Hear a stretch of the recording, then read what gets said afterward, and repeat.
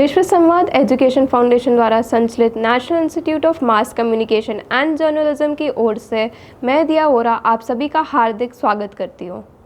तो आइए शुरुआत करते हैं आज के मुख्य समाचारों के साथ। 1 लीटर पानी से 60,000 पेड़, मिला पद्मश्री।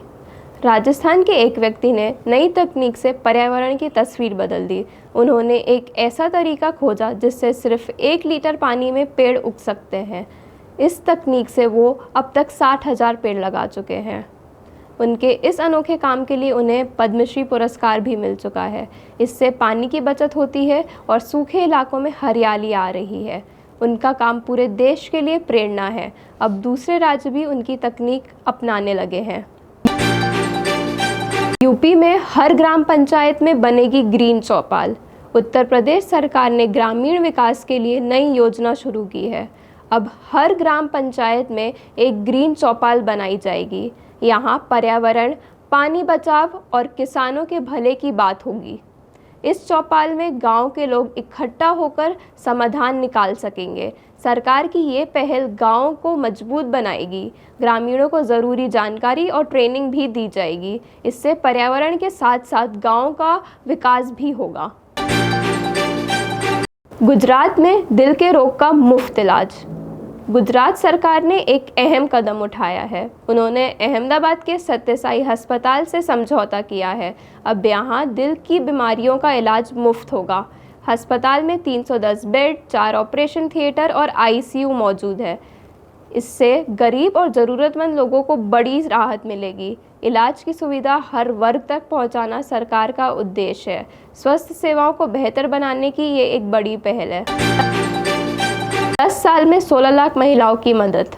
राजस्थान की 181 महिला हेल्पलाइन ने अद्भुत काम किया है। पिछले 10 सालों में इस सेवा ने 16 लाख से ज़्यादा महिलाओं की मदद की।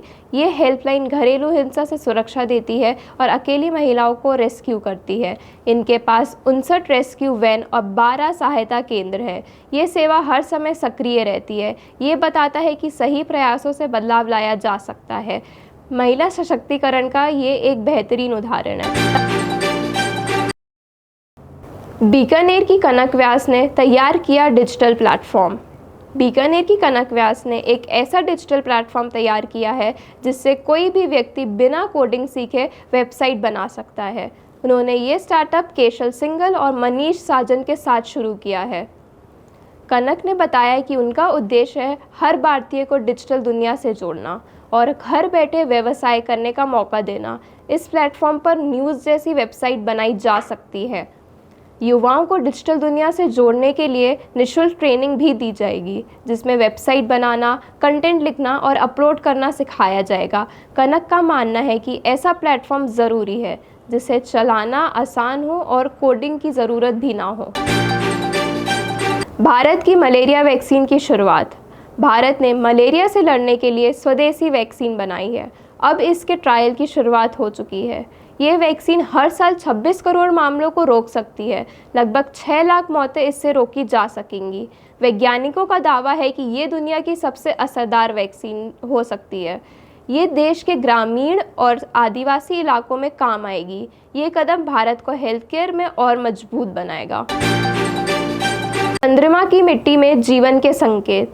इसरो के वैज्ञानिकों ने चंद्रमा की मिट्टी में अहम चीज़ें खोजी हैं। उन्हें वहाँ नाइट्रोजन, कार्बन और पानी के अंश मिले।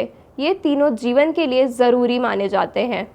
इस खोज से भविष्य में चांद पर जीवन की संभावना बढ़ गई है। ये अंतरिक्ष विज्ञान के लिए एक बड़ी कामयाबी है। भारत का स्पेस मिशन अब और आगे बढ़ रहा है। दुनिया भर में इसरो की सराहना हो रही है।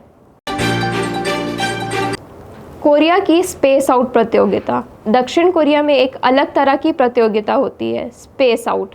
यहाँ लोग 90 मिनट तक बिना किसी गतिविधि के बस बैठे रहते हैं। कोई मोबाइल नहीं, कोई बात नहीं, बस शांति। जिसका मन सबसे शांत रहता है वही विजेता बनता है। इसका उद्देश्य मानसिक शांति को बढ़ावा देना है। ये आज की तेज़ जिंदगी में बहुत ज़रूरी बन गया है। लोग इसे तनाव से राहत का तरीका मानते हैं।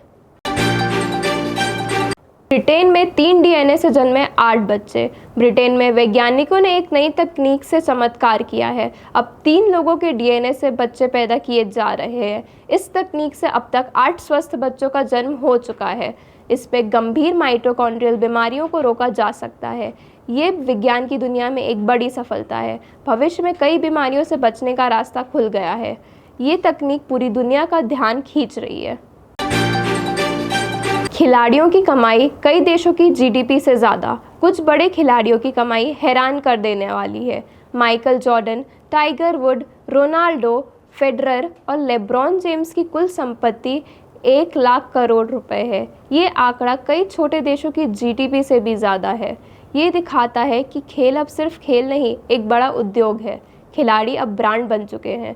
उनका प्रभाव खेल से बाहर भी दिखाई देता है।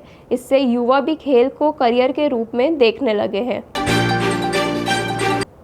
ऑनलाइन चेस बना करोड़ों का बिजनेस। भारत में ऑनलाइन शतरंज अब बड़ी इंडस्ट्री बन चुकी है। बीते 5 सालों में इसकी वैल्यू 602 करोड़ रुपए तक पहुंच गई है। 20 करोड़ से ज़्यादा लोगों ने ऑनलाइन चेस प्लेटफॉर्म पर रजिस्ट्रेशन किया है। 2025 तक इसका बाजार 18,952 करोड़ रुपए तक पहुंच सकता है। चेस अब सिर्फ दिमाग का खेल नहीं, एक बिजनेस बन चुका है। इसने युवाओं को तकनीक और खेल से जोड़ा है। भारत इस क्षेत्र में भी तेजी से आगे बढ़ रहा है। मैं दिया वोरा आज के समाचार यहीं समाप्त करती हूँ। फिर मिलेंगे अगले एपिसोड में कुछ और खबरों के साथ। धन्यवाद।